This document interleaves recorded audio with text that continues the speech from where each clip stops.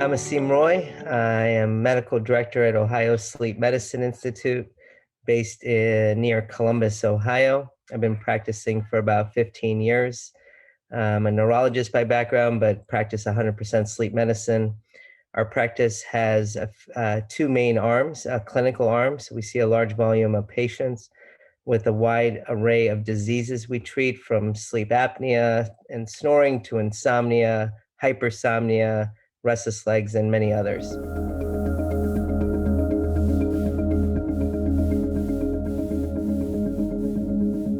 Yeah, so it's been exciting to be involved with this new platform. It's early still for us. It's only been a month and a half or so since our first patient started this treatment.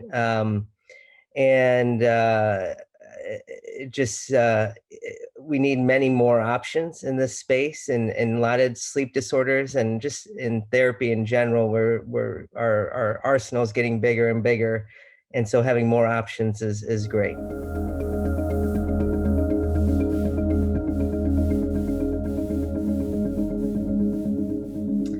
So, it's a therapy that's quite different than when we traditionally think of how we treat snoring and sleep apnea. Most of our targets for therapy are at night, trying to improve the airway and breathing. This is kind of a different approach where we use a daytime therapy in lieu of something at night, hopefully, and allow a patient to sleep at night more naturally, if this therapy does work for them. So it's a different mindset. It's something I propose with most of my patients who are either just snoring or have upper airway resistance or have mild sleep apnea. This needs to be an option right off the bat for many of these patients.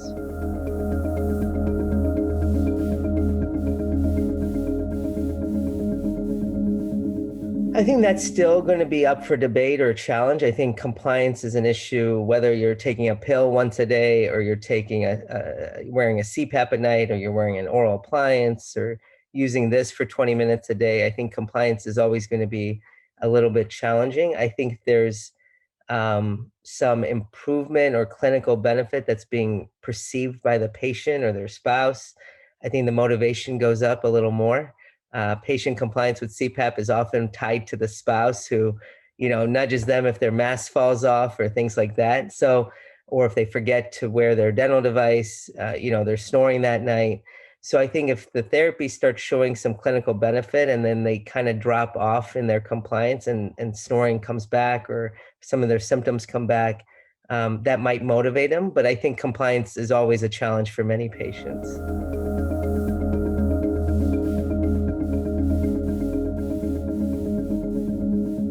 Yeah, no, I mean, when you target snore, one of the most common reasons we see a patient in our clinic is really their spouse is driving them to the clinic saying, you need this fixed. Whether it's tied to sleep apnea or not, they don't really perceive that always. It's really about improving their snoring, so they can get back in the same bed, or be able to sleep, more without getting nudged all night long. So the spouse is often the one that benefits the most with a lot of these therapies, and they're the ones who are often motivating or nudging their bed partner to go get this addressed.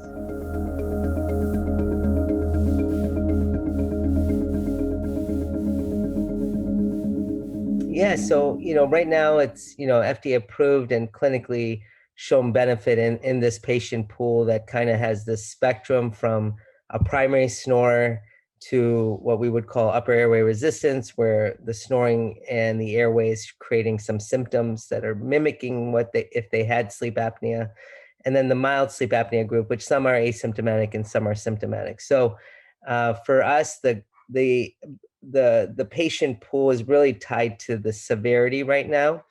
Whether there's other phenotypes that we want to pick out, obviously a large tongue size, a smaller soft palate might be a phenotype that might be more beneficial. But I think we're going to learn more as we use this device in more patients. I think nasal passage might be a challenge for some of these patients, no matter what therapy you're using. So I think it's going to tease out as we start using this product a little more.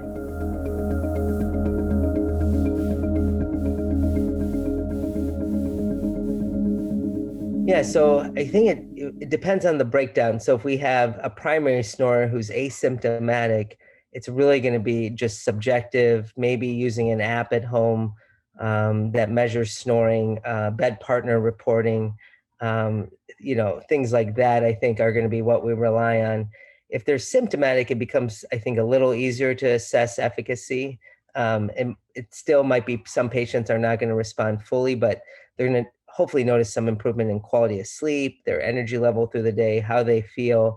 And if they have mild apnea, I think objectively we can try to see a difference, but I think it does become a challenge because the number we're trying to the needle we're trying to move here is much smaller. So I think there is some benefit in objective data there, but I think the bulk of our measurements are going to be tied to bed partner snoring, and if they are symptomatic, the goals of those symptom relief, in terms of tiredness, quality of sleep, fragmented sleep, things like that.